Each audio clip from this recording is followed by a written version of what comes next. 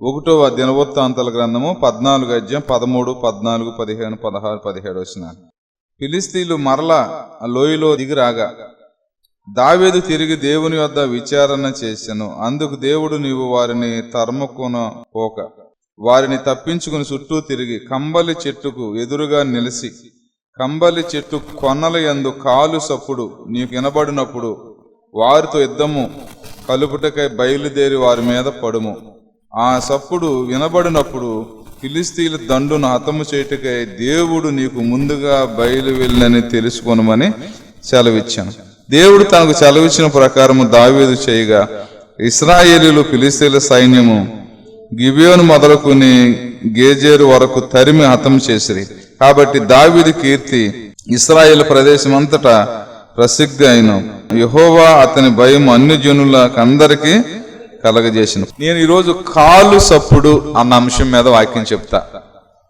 కాబట్టి దావీదు హెబ్రోనులో కొన్ని సంవత్సరాలు పరిపాలన చేసిన తర్వాత సౌలు వాళ్ళ కుమారులంతా కూడా మరి యుద్ధంలో చనిపోయిన తర్వాత వీళ్ళందరూ పెద్దవాళ్ళందరూ కూడా వచ్చి యెరూషలేములో ఆ రాజు పరిపాలన చేయటానికి దావీదుని తీసుకొచ్చినప్పుడు ఈ ఫిలిష్తీయులు ఏం చేస్తారంటే యుద్ధానికి వచ్చినప్పుడు దావీదు దేవుడి దగ్గర విచారణ చేస్తారు. అయ్యా, నేను ఎలమంటారా, జయమిస్తారా, మీరు సహాయం చేస్తారా అని ప్రార్థన చేసినప్పుడు దేవుడు అంటారు దావీదుని ఇల్లయ్యా అంటారు. ఎలాగానే ఆ ఫిలిష్తీయుల మీద జయమిస్తారు.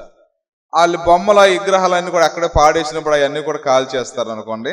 రెండోసారి మళ్ళా ఫిలిష్తీయులు వచ్చి ఆ లోయలో దిగ్గా మళ్ళా ఈ దావీదు ఏం చేస్తాడు, దేవుడి సన్నిధిలోకి వెళ్ళి విచారణ చేస్తారు. అయ్యా, మళ్ళా వచ్చారు, మీ సలహా ఏంటి, మీరు నాకు ఎలమంటారా యుద్ధానికి వారి మీదకి అని ప్రభువుని అడిగితే ప్రభు ఒక మాట చెప్పారు.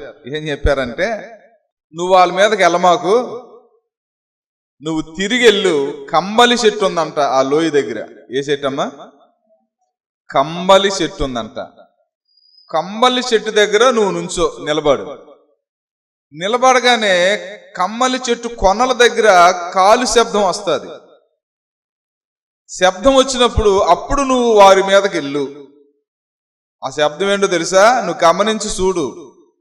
ఆ శబ్దం ఏంటంటే, నీ దేవుడు నీ ముందుగా వెళ్ళి ఫిలిష్తీయులతో యుద్ధము. ఆ భయంత మంచి మాట. ఒకసారి గట్టిగా చెప్పకూడదు దేవుని సన్నిధిలో. అర్థమైందండి ఇప్పటికి? దేవుడు చెప్పిన మాట ఏంటంటే, అంటే మీరు కూడా నాతో రండి యుద్ధం చేయటానికి అని దావీదు అడగలేదు. దేవుడే సలహా చెప్తున్నాడు ఏంటంటే, ఆ కంబలి చెట్టు దగ్గర నువ్వు నిలబడు, కాలు సప్పుడు నీకు వినపడుద్ది. కాలు సప్పుడు నీకు వినపడిందంటే నీ దేవుడు నీకన్నా ముందలెళ్ళి యుద్ధము చేస్తాడు. సర్లే, ఇప్పుడు ఏం చేయాలి? ఇప్పుడు దావీదు కంగారు పడకోకుండా చుట్టూరు తిరిగెళ్ళి కంబలి చెట్టు దగ్గర నుంచి చూస్తున్నాడు ఎలాగ సప్పుడు వస్తుందని. పెళ్ళుమని ఒకేసారి వస్తుందా, లేకపోతే గల్లుమని వస్తుందా శబ్దం? ఎలాగూ దేవుడు దిగుతాడు ఇక్కడ యుద్ధానికి? ఆ శబ్దం ఎలా నేను గ్రహించాలి అని ఆలోచిస్తున్నాడు పాపం దావీదు మహారాజు. మొత్తానికి దేవుడు చెప్పినట్టుగా ఆ కంబలి చెట్టు కింద శబ్దం వచ్చింది, ఆ అలజడి వచ్చింది, ఆ దేవుని సన్నిధి అక్కడికి వచ్చింది. అప్పుడు ఈ దావీదు ముందరికి వచ్చేసాడు. ముందలు రాగానే దేవుడు ఏం చేశాడంటే, దావీదు ముందల ఉండి యుద్ధము. ఎంత ఆశ్చర్యం అండి! దేవుడే యుద్ధం చేశాడు. దేవుడు యుద్ధం చేసినప్పుడు ఏం జరిగిందంటే, ఆ దావీదు గురించి ఇజ్రాయేలు దేశం అంతా కూడా ప్రసిద్ధి చెందారు. అన్యులు దావీదు అంటే భయపడ్డారు. నీ ప్రజల పక్షంబుగా యుద్ధములు చేసిన దేవా, నీ ప్రజల పక్షంబుగా యుద్ధములు చేసిన దేవా, అగ్నిలో పడవేసిన భయమేమీ లేకుండిరి. అగ్నిలో పడవేసిన భయమేమీ లేకుండిరి. యెహోవా నీ నామము ఎంతో బలమైనది, ఎంతో బలమైనది, ఎంతో బలమైనది. చూడండి, కాబట్టి దేవుడు తన బిడ్డల పక్షంగా యుద్ధం చేశారండి. చూడండి, ఈ దావీదుకున్న లక్షణం ఏంటంటే దేవుడి దగ్గర విచారణ చేసేవాడట. ప్రార్థన వేరు, విచారణ వేరు. ఏమండి పలాని హైదరాబాద్ బస్సు ఎన్నింటికి ఉందండి అని అడిగితే వాళ్ళు చెప్తారు, అది విచారణ. చూడండి, ప్రార్థన అంటే ప్రభు మా సహాయం చేయ ప్రభు, మీ తోడుగా ఉన్న ప్రభు అని ప్రార్థన చేసేది. ప్రార్థన కన్నా మించింది విచారణ. ఏంటి ప్రభు మరి మీరు వెళ్ళమంటారా వద్దంటారా, ఎలాగ వెళ్ళమంటారు, ఎప్పుడు వెళ్ళమంటారు, ఎటు వెళ్ళమంటారు, ఎక్కడ నిలబడమంటారు, ప్రభా మీరు సెలవు ఇవ్వండి అంటే దేవుడు మాట్లాడేవాడు. లేకపోతే అక్కడ ప్రవక్తలు ఉండేవాళ్ళు కొంతమంది, వారి ద్వారా దేవుడు సెలవు ఇచ్చేవాడు. యెహోవా సెలవిస్తున్నది ఏమనగా ఇదిగో మీరు ఇట్లా వెళ్ళండి అని వారు చెప్పేవారు. చూడండి, దావీదు దేవుడి దగ్గర విచారణ చేశాడు. నేను వస్తానయ్యా అన్నాడు. దేవుడు వస్తే ఎలాగుంటుందండి? ఒకసారి యెషయా గ్రంథం 45:2 ఒకసారి చూడండి. నేను మీకు ముందుగా పోసు మెట్టగా ఉన్న స్థలమును సరాలం చేసేదను, ఎత్తడి తలుపులను పగలగొట్టేదను, ఇనుప గడియలను విరగగొట్టేదను. పేరు పెట్టి నిన్ను పిలిచిన ఇశ్రాయేలు దేవుడైన యెహోవా నేనే అని నువ్వు తెలుసుకున్నట్లు అంధకార స్థలములో ఉంచబడిన నిధులను, రహస్య స్థలమున్న మరుగైన ధనమును నీకు ఏం చేస్తానమ్మా? దేవుడు ముందుగా పోతే, దేవుడు మన ముందుగా వస్తే ఏం చేస్తాడు? మెత్తగా ఉన్న స్థలములను సరాలం చేస్తాడు, ఎత్తడి తలుపులను, ఇనప గడియలను. చరండి, దేవుడు నీ ముందుగా నడుస్తే. చరండి, కాబట్టి పిల్లరా దావీదు చూస్తున్నాడు, కంబలి చెట్టు కింద కూర్చొని చూస్తున్నాడు. దేవుడు వచ్చేసాడు. మొత్తానికి ఆ శబ్దాలు వినబడినాయి. ఆ శబ్దం విన్నాడు. నిజంగా తండ్రి వస్తున్నాడు. నిజంగా ఎంత గొప్ప దేవుడు ప్రభా. చూడండి, దావీదు ఏంటంటే ఎప్పుడు కూడా అతనికి ఒక మంచి లక్షణం ఉంది. దావీదుకు ఉన్న మంచి లక్షణం ఏంటంటే మనం నేర్చుకోవాల్సింది, తన మీద ఆధారపడేవాడు కాదు. ఎవరి మీద ఆధారపడేవాడు? భక్తుడు దేవుని మీద ఆధారపడేవాడు. మీకు తెలుసా, మన మీద మన ఆధారపడినంత వరకు కూడా మన కార్యాలు జరగవు. మనం ఎవరి మీద ఆధారపడాలి?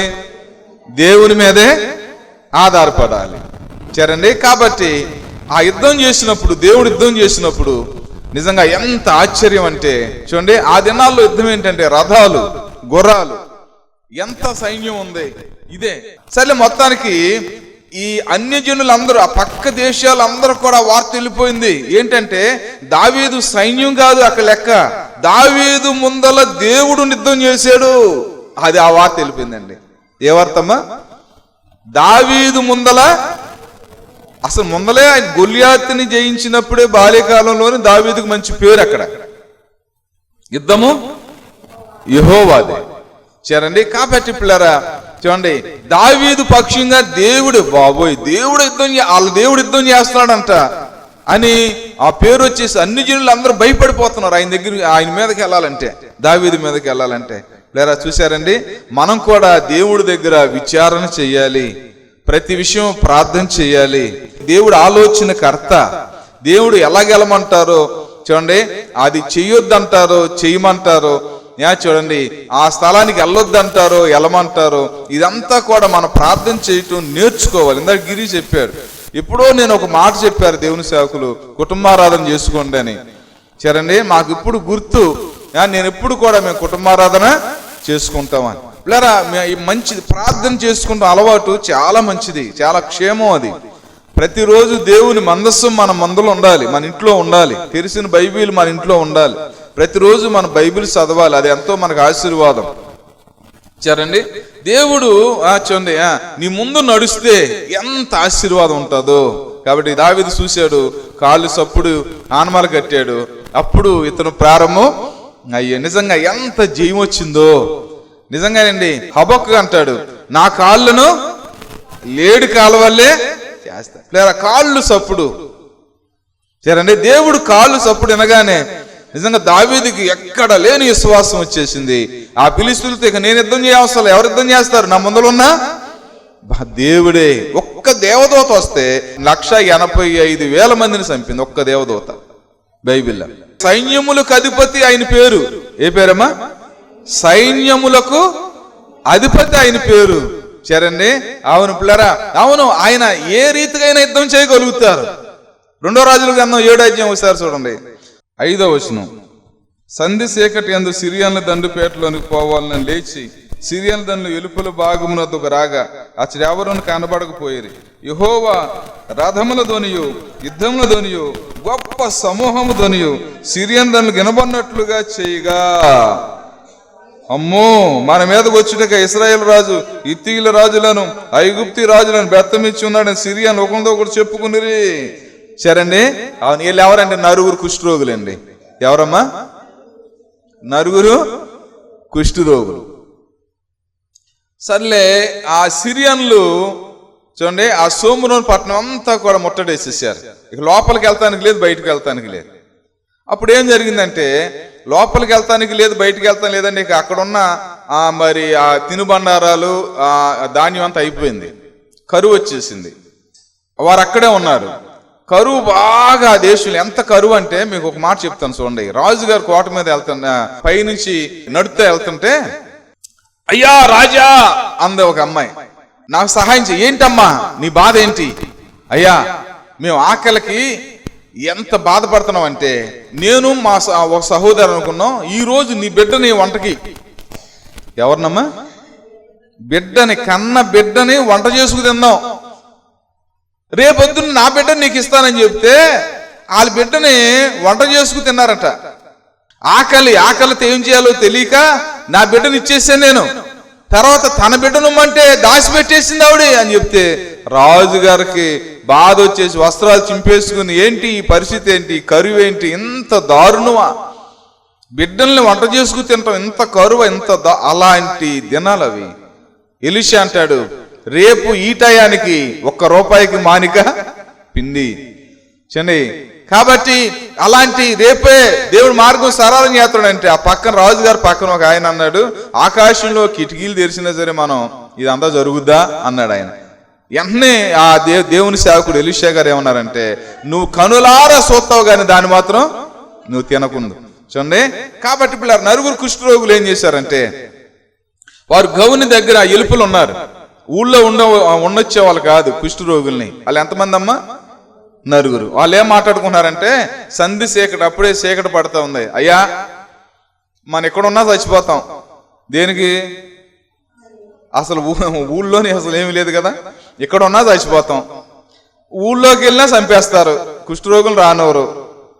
ఆ దండులోకి వెళ్ళినా చంపేస్తారు, సిరియన్ దండులోకి వెళ్ళినా చంపేస్తారు. కానీ ఒక రకంగా సిరియన్ దండులోకి వెళ్దాం, పెడితే ఒక ముద్ద పెడతారు, చంపితే ఇక్కడున్న చచ్చిపోతాంగా, అక్కడున్న చచ్చిపోతాంగా, అక్కడున్న చచ్చిపోతాంగా. ఒరే బాగానుంది ఐడియా అని పాపం 9 వెళ్తున్నారు. 9 వెళ్తే ఏంటి మన రాత, మన కష్టం ఏంటి, ఈ కరువు దినాలు కూడా మనం ఇలాగయ్యేమేంటి, మన కాళ్ళు ఏంటి, మన వ్యాధి ఏంటి, ఇలా బాధపడకుండా పాపం స్లోగా నడుచుకుంటూ వెళ్తున్నారు. నడుచుకుంటూ వెళ్ళేటప్పటికి ఆ దండ్లు ఎవరు కాపాడతలేదు. గబగబగా నేను ఒక గుడారంలోకి వెళ్ళారు, కడుపు నిండా తిన్నారు. సరేండి, వస్త్రాలు అవన్నీ కూడా మడత పెట్టేసుకుని ఒకసారి దాసి వచ్చారు. ఇంకో గుడారంలోకి వెళ్ళారు, మళ్ళా ఇంక ఎంత తింటారండి వాళ్ళు. ఒరే ఈరోజు శుభదినం, ఈరోజు మంచి రోజు, మనం కాదు మన సిటీలోకి వెళ్ళి చెప్పేద్దాం, అందరూ వస్తారు, అందరూ తింటారు. చూడండి, ఆ కుష్ఠరోగులు అన్నప్పుడు వారు నమ్మలేదు. సర్లే ఇంతమంది చనిపోయారు, 2 పంపించమంటే వారు చూసి ఎవరు లేరు. అసలు జరిగిన విషయం ఏంటంటే, కుష్ఠరోగులు సిరియన్ల దండులోకి నడుచుకుంటా వెళ్తున్నప్పుడు యెహోవా అంటండి ఆ సిరియన్ దండు వారికి ఏమనిపించాడంటే, ఏమనిపించాడు? రథముల శబ్దము, గుర్రముల శబ్దము, ఇంకా సమూహాల, ఏంటి ఇంత సమూహం ఏంటి, ఇంత రథాలేంటి, ఇన్ని గుర్రాలేంటి, ఏమండి ఆ డీజే బాక్సులు పెట్టి పెద్ద సౌండ్లు పెట్టారు అక్కడ. ఏమండి దేవుడు కుష్ఠరోగి కాళ్ళు ఎలాగుంటాయి, కుష్ఠరోగి కాళ్ళు ఎలాగుంటాయి మీరు చెప్పాలి. కుష్ఠరోగి కాళ్ళు ఎలాగుంటాయి, ఎంత బలహీనంగా ఉంటాయండి. వారు నడుస్తుంటే ఒక అడుగు తీసి ఒక అడుగు వేస్తుంటే దేవుడు అంటండి గొప్ప శబ్దాలు వారి చెవుల్లోకి వినిపించాడు. దేవుడు ఎలా యుద్ధం చేశారండి తన బిడ్డలతో. సరేండి, ఈ కుష్ఠరోగి కాళ్ళు సప్పుడు, ఈ కుష్ఠరోగి కాళ్ళు తీసి కాళ్ళు వేస్తుంటే అక్కడికి కొన్ని వేల లక్షల మంది సైన్యం వచ్చినట్టుగా వినపడుతుందంట వారికి. సరేండి, నిజంగా దేవుడు నిన్ను ఏమైనా చేయగలుగుతారు తెలుసా నీకు? మన బలహీనమైన, మన స్త్రీలమైన, మన పిల్లలమైన, మన లేనివారమైన, మన అనారోగ్యమైనా సరే నువ్వు ప్రార్థన చేయగా, నువ్వు దేవుని దగ్గర విచారణ చేయగా నీ కాళ్ళను దేవుడు బలపరుస్తాడు. ఏం చేస్తాడు నీ కాళ్ళని దేవుడు? ఒకసారి మేము నల్లగొండ సేవకి వెళ్ళాం, నేను పాస్టర్ గారు, చాలా సంవత్సరాల కిందట. అక్కడ ఒక అక్క సలుమ అక్క అని మారుమనసు పొందింది. నేను సోడవరంలో సేవ చేస్తాను, సోడవరంలో చెరుకు నరుగుటాకు వచ్చారు వారు, మారుమనసు పొందా. సర్లే అయ్యా పొలంలోకి వెళ్ళి ప్రార్థన చేద్దాం రైండి అయ్యా అంది ఒకసారి. సర్లే రోడ్డు దిగాం, 7-8 ఎకరాల తర్వాత వాళ్ళ పొలం, అక్కడికి వెళ్ళి ప్రార్థన చేసి వచ్చేసాం. సరే సుమారు ఒక నెల 15 రోజులకు నాకు ఫోన్ చేసింది ఆవిడ అక్కడి నుంచి. అయ్యా మీరు పొలంలోకి వచ్చారు కదా, వచ్చాము అక్క. మీరు తార్ రోడ్డు దిగారు కదా, దిగాము.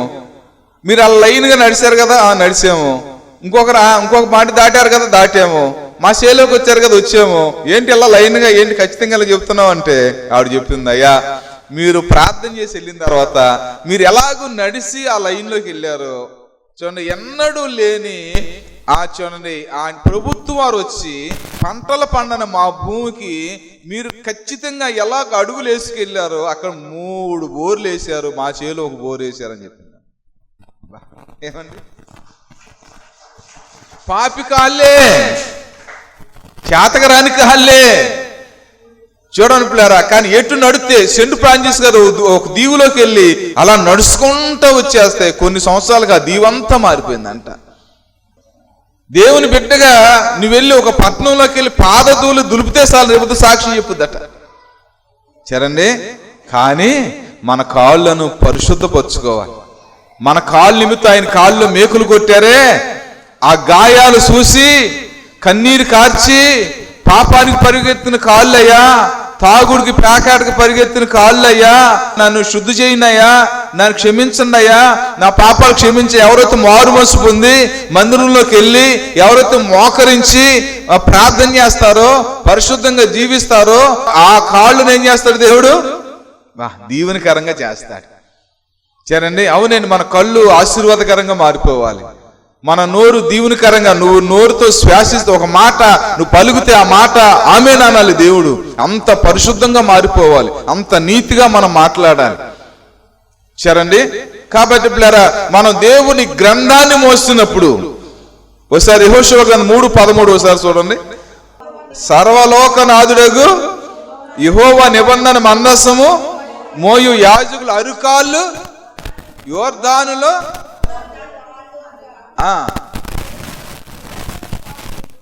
అబ్బా చరండి, యోర్దాను నది 2 పాయలుగా చీలిపోయి. ఏ కాళ్ళు అవి? యాజకుని అరికాళ్ళు. వారి పైన ఏముంది? దేవుని మందస్సు ఉంది. ఏముందమ్మా? దేవుని మందస్సు ఉంది. ప్లేరా చూడండి, మొన్న బెజవాడి సాయి కూడా చెప్పాడు కదా, సాక్ష్యం చెప్తా. యాజకులు అంటే, దేవుని సేవకులు అంటే ఆ దేవుని మందస్సు మోసేవారు. ఫస్ట్ వారే దిగారు, 2 పాయలుగా చీలిపోయి. తర్వాత ఈ లక్షల మంది ఎక్కే వరకు కూడా అదే ఆ శివర మందస్థాన్ని పట్టుకుని అలాగే వారు నిలబడ్డ దేవుని సేవకులు మన భారాలు మోసేవారు అని చెప్పారు. మన కాళ్ళను చూడండి చాలా పశ్చాత్తాపంతో మన దేహాన్ని అంతా కూడా దీవునికరంగా చేసుకోవాలి. ఇదే మట్టి దేహం, మట్టి ఆశలు కాదండి. మనం కూడా మహిమతో నింపబడాలి, దేవుని శక్తితో నింపబడాలి. ఒకసారి మన సేవకులు చెప్తా ఉన్నారు, భీమవరం ప్రాంతాల్లో రొయ్యల చెరువులు బాగా కాస్తున్నాయంట. ఆ చెరువులు బాగా కాస్తున్నప్పుడు బాగా ధనికులు అవుతూ ఉన్నారు. 3 అన్నతమ్ములు అంటే కలిసి వేస్తారంట, చెరువులు వేస్తారట. సర్లే బాగా కౌంట్ వచ్చిన తర్వాత వాళ్ళ చెరువులో రొయ్యలు మిస్ అయిపోతున్నాయంట. కేజీకి 10 రొయ్యలు 15 రొయ్యలు, మంచి కౌంటు, మంచి రేటు. ఆ సమయంలో పడదాం అనుకున్న సమయంలో ఆ చెరువులో రొయ్యలన్నీ ఎవరు దొంగలు ఎత్తుకుపోతున్నారు. సరే మొత్తానికి ఒక రాత్రి ఆ 3 కాపు కాశారట. 3 కాపు కాశారు, అన్నతమ్ములు 3 కాపు కాశారు.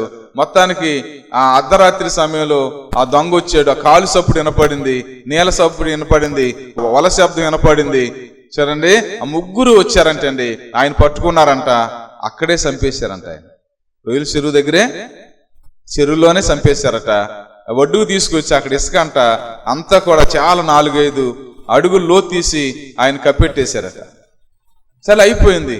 కానీ ఆ రోజు నుంచి ఆ ఇంట్లో పతనం ప్రారంభమైందంట. ఆ 3 ఇళ్లలో యవనస్తులు కుర్రోళ్ళే ఆత్మహత్య చేసి చచ్చిపోతున్నారంట, ఉరేసుకుని చచ్చిపోతున్నారట. ఏమండి, మనుషులు చచ్చిపోతున్నారంట. ఆ ఇంట్లో నెమ్మది లేదు, ఆ ఇళ్లలో నెమ్మది లేదు, ఆశీర్వాదం లేదు. ఆ పెద్ద ఒక ఆయన వచ్చి వాక్యం ఏంటంటే ఫెలోషిప్ కోటాల్లో వాక్యం ఏంటంటే ఆయనకు అర్థమవుతుంది, హృదయ స్థితి అర్థమవుతుందంటండి. ఆయన కూర్చుని ప్రార్థన చేసుకుని ఉపవాసం ఉండి, ఏంటి ప్రభువా మా కుటుంబాలు ఇలాగ ఉన్నాయి, మేమేంటి ఇలాగైపోయాం, ఏంటి ఇలా చంద్రబందరగా అయిపోయాం, ప్రతి ఇంట్లో మరణాలు, ఏంటి ఈ పరిస్థితి ఏంటి ప్రభువా అని దేవుని సందర్భం మొరపెడుతుంటే దేవుడు ఆ దృశ్యాన్ని చూపెడుతున్నాడు. ఆయన సేవకుల దగ్గర వెళ్ళి ఒప్పుకుని సరి చేసుకుని అంతా కూడా ఒప్పుకుని సరి చేసుకున్న తర్వాత అప్పుడు ఆ శాపం ఆగి ఆశీర్వాదం ప్రారంభమైందండి, పశ్చాత్తాపడినప్పుడు. నీకు అర్థమైందా? చూడండి, అంత దొంగ వ్యక్తిని పట్టుకుని పోలీస్ స్టేషన్కి పెట్టాలని చెప్పారు సేవకులు. అప్పుడు నష్టపరిహారాన్ని పోలీసులు ఇప్పించేవారు, కానీ మనుషులు చంపకూడదు. చూడండి, అవును. కాబట్టి పిల్లరా చూడండి, ఆ పోలీసులకి అప్పగించినట్టు అయితే చూడండి అంతా కూడా బాగుండేది, కానీ ఒక మనిషిని నిండు ప్రాణాన్ని చంపేశారు. కాబట్టి వారు అప్పటి నుంచి ప్రారంభమైందంట వారి ప్రతనం. తెలుసా ఎంత తవ్వుకోవాలి మన హృదయం తెలుసా? ఆశీర్వాదం రాకపోతానికి కారణం ఏంటి? ప్రతి వ్యాధికి ఒక కారణం ఉంటుందట. మనం ఎంత తవ్వుకుంటే అంత మనకు తెలుస్తుంది. మనకే మన హృదయాన్ని ఆయన పరిశీలించేసుకునే అనుభవం కావాలి మనకి. అదే విశ్వాస జీవితం మెలుకు అంటే. అందుకేతం ఆయన షుగర్ ఎంత ఉందో నువ్వు చూడయ్యా అని వెళ్ళేవాళ్ళు, అందుకేతం బీపీ ఎంత ఉందో చూడయ్యా అని వెళ్ళేవాళ్ళు హాస్పిటల్కి. ఇప్పుడు ఏం చేస్తున్నారు? ఇప్పుడు కూడా వెళ్తున్నారా? ఏంటి కొంతమంది ఇంట్లోనే ఆ మిషన్ కొనుక్కుని చూసుకున్నారు. ఎంత ఉంది ఇప్పుడు? అసలు ఆ నొప్పి లేని మిషన్ కూడా వచ్చిందంట. అసలు ఇక రక్తం కూడా అవసరం లేదంట. ఎంత ఉందో టక్మంట షుగర్ ఎంత ఉంది చూడండి, ఈ బాబాయ్ 170. చూడండి ఇంకా పెరగకూడదు. చూడండి, అలాగే మన హృదయం కూడా ఎందుకు ఈ కారణం, ఎందుకు ఈ నష్టం, ఎందుకు ఈ అవమానం, ఏంటి ఈ వ్యాధి, ఏంటి కోడిగుడ్డు పగిలిపోతాం, అక్కడ కూడా మోకరించి ఎందుకు, ఏంటి నా అజ్ఞాత, ఏంటి అన్ని తెలుసుకునే ఆ హృదయం మంచి హృదయం అన్నమాట. సరేండి. కాబట్టి పిల్లరా ఈ యొక్క యాజకులు పాదాలు నీళ్ళలో తాకగానే ఆ సప్పుడు అనగానే యొర్దానది ప్రావిచ్చేసిందంటండి, రోడ్డు పడిపోయిందంటండి, అక్కడ వ్యర్థానది ఆగిపోయిందంటండి. ఏ కాళ్ళు అంటే మందస్సు మోస్తున్న కాళ్ళు, దేవుని మోస్తున్న కాళ్ళు అవి. సరేండి, అవును. కాబట్టి పిల్లరా దేవుడు మన పక్షంగా యుద్ధం చేస్తే నీ ముందల దేవుడిని అడిగితే నీ సమస్యలన్నీ పక్కకు వచ్చేస్తాయండి. నీ ముందల దేవుడిని అడిగితే, నువ్వు దేవునికి అవకాశం ఇస్తే, నీ ముందల దేవుడిని నడిస్తే యుద్ధాలన్నీ ఆయనే చేస్తారు, ఏ తెగులు రాకుండా చేస్తారు. సరేండి, అవును. ఆయన అంతేగాని మన కాళ్ళు ఎలాగుండాలండి? పరిశుద్ధంగా ఉండాలి, అంతేనమ్మా. మన కాళ్ళు ఎలాగుండాలి? 1వ రాజుల గ్రంథం 14వ అధ్యాయం సరస్వతి 5వ వచనం. అంతటా యెహోవా అహియాతో సెలవిచ్చిందేమని, యెరోబాము కుమారుడు కాయిలగా ఉన్నాడు గనుక అతని గురించి నీ చేత విచారించుటకు యెరోబాము భార్య వచ్చుచున్నది, ఆమె మారు వేషం వేసుకుని మరొక అయినట్లుగా వచ్చుచున్నది గనుక నేను నీకు సెలవిచ్చినట్లుగా నువ్వు ఆమెతో చెప్పలేను. అంతలో అహియా ద్వారము లోపలికి వచ్చు ఆమె కాలు సప్పుడు విని ఆమెతో ఇట్లా, నేను యెరోబాము భార్య లోపలికి రమ్ము. అదిరిపోయిందండి ఆవిడ. ఏమైందమ్మా? అదిరిపోయిందండి ఆవిడ. యెరోబాము అంటే సొలొమోను దినాల్లో ఒక అధికారి. సర్లే, అహియా చాలలో వెళ్తుంటే అహియా కొత్త షర్ట్ వేసుకుంటాడు, అంగి. అహియా అంటే దేవుని సేవకుడు. ఈ కొత్త షర్టుని 12 తునకలుగా సింపేస్తాడు. 10 తునకలు ఆయనకి ఇచ్చి, నువ్వు ఇజ్రాయేలీలు 10 గోత్రాల మీద నువ్వు రాజు అవుతావు, దేవుడు సెలవిస్తున్నాడని చెప్తాడు. అలాగే కొన్ని దినాలకి సొలొమోను కుమార్ రెహబాము వచ్చిన తర్వాత యెరోబాము రాజు అవుతాడు. ఏమండి? 10 గోత్రాలు. తర్వాత యెరూషలేములో 2 గోత్రాలే రెహబాముకి. ఆ సమయంలో యెరోబాము రాజు అయిన తర్వాత రాజుకి మైండ్ వచ్చింది. ఆయన 12 పండగలు ఉంటాయి ఇజ్రాయేల్ దేశంలో. పస్కా పండగ కానీ, తర్వాత పర్ణశాల పండగ కానీ, దేవాలయం, ఇలాంటి పండుగలు ఎన్ని ఉంటాయి? 12 పండుగలు ఉంటాయి. సర్లే, 3 పండుగలు మెయిన్ పండుగలు అనమాట. నా రాజ్యంలోంచి యెరూషలేము దేవాలయంలోనికి వెళ్ళి ఆరాధన చేస్తే రెహబాము అక్కడ పట్టుకుంటాడేమోనని దానిలో ఒక బొమ్మ, మరొకసారి చివరి ఒక బొమ్మ పెట్టి, మీరు ఇజ్రాయేల్ వెళ్ళవసరం లేదు, యెరూషలేము వెళ్ళవసరం లేదు, ఇక్కడే చూడండి ఈ బయలుని మీరు ఆరాధన చేయండి అని ఇజ్రాయేలు ప్రజలందరినీ విగ్రహాల తట్టు తిప్పేశాడు యెరోబాము. రాజకీయం చేశాడు. అక్కడికి వెళ్తే నా రాజ్యం పోద్దాం అనుకున్నా, వీళ్ళందరిని. అందుకనే చాలా, ఒకసారి కాదు బైబిల్లో చాలా సార్లు యెరోబాము తన పాపం చేసి అనేకులు పాపం చేయటం కారుకుడైన యెరోబాము అని చాలా సార్లు ఉంటుంది బైబిల్లో. తన పాపం చేసి అనేక మందికి పాపం చేయటం కారుకుడు అయ్యాడట. చూడండి, సరే వాళ్ళ అబ్బాయి ఒకడే కొడుకు, ఆయనకి కాయల పడ్డాడు, అనారోగ్యం వచ్చేసింది. ఎంతో మంది వైద్యులు వచ్చారు కానీ తగ్గుతుల్లా, కుర్రోడే యవనస్తుడు. అప్పుడు ఏం చేశాడంటే, నువ్వు రాజు అవుతావని అహి అని ఒక ప్రవర్తిస్తున్నాడు పలానా అడ్రస్లో, ఆయన వృద్ధాప్యం చేత కళ్ళు కాపాడతలేదు, నువ్వు ఆయన దగ్గరికి వెళ్ళి విచారం చెయ్యి, నా కుమారుడు ఏమవుతాడు, బ్రతుకుతాడా చనిపోతాడా, ఇప్పుడు బ్రతుకుతాడా అని విచారం చేయటకెళ్ళు. కానీ యెరోబాము భార్య ఎలాగ వెళ్ళొద్దు, ఎలాగెళ్ళు, వేరే వేషం వేసుకుని వెళ్ళు అని చెప్పగానే సరే ఆవిడ వస్తుంది. ఆవిడ వచ్చినప్పుడు ఆవిడ రానికితమే దేవుడు చెబుతున్నాడు అహియాతో, అహియా యెరోబాము భార్య వస్తుంది, ఎలాగొస్తుంది, మారు వేషంతో, ఇదిగో ఈ మాటలు, ఈ కఠినమైన మాటలు చెప్పు అన్నాడు. సర్లే ఆ మాటలు అనగానే ఇతను ఆలోచన కూర్చుని ఆలోచిస్తున్నప్పుడు యెరోబాము భార్య మందిరంలో కాలు పెట్టిందండి. కాలు సప్పుడు అనగానే యెరోబాము భార్య లోపలికి రా అన్నాడు. అదిరిపోయిందండి. నేను ఎలా తెలిసింది, ఆయన కళ్ళు లేవు, దేవుడి కళ్ళు లేవా? కాబట్టి పిల్లరా చూడండి, దేవుడి కళ్ళు ఉన్నాయి. మేలు పొందుటానికి కూడా మారు వేషం వేసుకొచ్చారు. ఎందుకంటే అడుగుతాడు, ఏంటమ్మా నీ భర్తని దేవుడు రాజుగా చేస్తే ఏంటి ఇలా విగ్రహాలను దగ్గర తిప్పేసాడు, ఏంటి గద్దిస్తాడేమోనని. ఏమండి, ఏంటంటే గద్దించకూడదు, మార్చుకోకూడదు, పశ్చాత్తాపడకూడదు. మనుషులు మేలు పొందాలి, సరి చేసుకోకూడదు, మేలు పొందాలి. దేవుడి సన్నిధిలో ఏడవకూడదు, మేలు పొందాలి. ఇలా వేసే నా బిడ్డలాగా అయిపోయాడు, అయ్యా నన్ను బట్టి మీ విగ్రహాలు అయిపోయారు, అలా కాదు, ఇదిగో మీరు మన నిజమైన దేవుని కొలుద్దామని ఆ విశ్వాసం నేర్పలేదు, ఇతను పశ్చాత్తాపడలేదు యెరోబాము. సరేండి, అవును. కాబట్టి మారు వేషంతో వచ్చిన ఆవిడ గద్దించిన, అమ్మా నువ్వు వెళ్ళు, ఊళ్ళోకి అడుగు పెట్టగానే నీ కుమారుడు చనిపోతాడని వార్త వస్తుంది. చూడండి, అంతటితో అవ్వలేదు దేవుని కోపం. చూడండి, మొత్తం నీ సంతతి ఎవ్వరు ఒక్కరు కూడా లేకోకుండా పెంటను ఊడ్చినట్టుగా దేవుడు ఊడ్చేస్తున్నాడు, చెప్పెళ్ళే నీ భర్త అన్నాడు. ఏమైపోయింది, మారు వేషం ఏంటి? చూడండి, నువ్వు ఎలాగున్నావు అలా రావాలి కదా దేవుని మందిరంలోకి. ఏమండి, మన హృదయం ఎంత ఉందో అంతే తీసుకురావాలి కదా. తప్పని కుమారుల్లాగా, తప్పని కుమారుని తానం చేసి బట్టలు లేకుండా తీసుకొచ్చాడండి. పందులు ఆ పొట్టు కానించి, పందులు గుడిసు కానించి, ఆ వాసంలోంచి, ఆ డ్రైనేజీ వాసంలోంచి ఎలాగున్నాడు, ఎలా గడ్డం పెరిగింది, ఎలా తల పెరిగింది, ఎలా బట్టలు సిరిగిపోనియో అదే స్థితిలో వచ్చినప్పుడు ఊళ్ళో వాళ్ళు ఎవరు ఆనమాలు కట్టలేదు, కానీ తండ్రి ఆనమాలు కట్టాడు. వేషధారులు ఉన్నారు, ఎందుకండి? చూడండి, ఆ పైకి భక్తి గలవారిని దాని శక్తిని, అలా కాదు. మన ఎంత హృదయమో, మనకి ఎంత విశ్వాసమో అంతే. మనం ఎంత పశ్చాత్తాపడాలో, ఏం సరి చేసుకోవాలో, ఇలా రావాలి దేవుని సన్నిధి, అప్పుడు మేలు పొందుతాం. చరండి, యెరోబాము భార్య అలా కాదండి. చరండి, అలా కాదు, బాగా తగ్గి రాత్రి చెప్పే కదా దాసుని స్వరూపం ఉందని. చరండి, కాబట్టి మంచి అనుభవాలు మనం పొందుకుందాం. చరండి, కాబట్టి కుష్ఠరోగులు కాళ్ళు చూడండి ఎలా వినిపించాడండి ఆయన. మన కాళ్ళు కూడా అలాగే దేవుడు చేస్తాడండి. సరేండి, నువ్వు దేవుని మొయ్యి, బైబిల్ మొయ్యి, నీ కాలు కూడా ఎన్ని సమస్యలు నీకు త్రోవిచ్చేస్తాయో అలా నీ ముందర నీ దేవుడు నడుస్తే ఎన్ని సమస్యలు, ఎన్ని అనారోగ్యాలు, ఎన్ని తెగుళ్ళు, ఏమి మరణాలు కూడా రాకోకుండా చూడండి నీ దేవుడు, నీ ప్రభువారు ఎంత కాపుదలండి. సరేండి, కాబట్టి పిల్లరా చూడండి, దావీదు కమ్మలి చెట్టు దగ్గర ఉండి ఆ సప్పుడు వినగానే అలాంటి జయం. చూడండి, యుద్ధం ఎవరు చేశారు? ఆయన చేశాడా? దేవుడే చేసి. నీ పక్షంగా ఎవరు? దేవుడే యుద్ధం చేస్తాడు. దేవుని ముందర పెట్టుకో, ఆయన శబ్దమేను, ఆయన స్వరమేను, ఆయన వాక్యాన్ని గ్రహించు. సరే, నువ్వు పశ్చాత్తాప మారుమోసు పొందు. చూడండి, నీ సమస్యలు, నీ తెగులు, నీ అనారోగ్యాలు, నీ సిక్కులు అవన్నీ ఇడిపోతాయి. ఒకవేళ సిక్కులు ఎడతలేదండి, అప్పులు తీరతలేదండి, ఆరోగ్యం రావట్లేదండి, ఇల్లు కట్టుకోలేకపోతున్నానండి, మా పిల్లలు స్వస్థత రావట్లేదండి, మాకు నెమ్మది లేదండి, మాకు మనశ్శాంతి లేదండి. అవును, కానీ దేవుడు ఉన్నాడండి. దేవుడు, నువ్వు దేవుని ముందలు పెట్టుకో, విచారం చేయి, ప్రార్థన చేయి, హృదయాన్ని సరి చేసుకో. దేవుడిని ముందలను అడిగితే చూడండి, నువ్వు కాలు సప్పుడు ఆనమాలు కట్టాలి. అది కాలు సప్పుడు దేవుడు నడక, దేవుడు వచ్చేది రాంది, అది నువ్వు చూసుకోవాలి.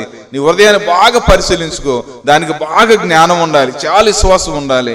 అలాంటి మెలుకులు కలుగుండు, దేవుడు నీ ముందర నడుస్తాడు, అన్ని కూడా సరళము చేస్తాడు. మా అడ్రస్ LAF బెతెస్దా ప్రార్థనా మందిరం, స్విమ్మింగ్ పూల్ రోడ్, సర్కర్ తోట, మచిలీపట్నం, ఆంధ్రప్రదేశ్, కృష్ణా డిస్ట్రిక్ట్.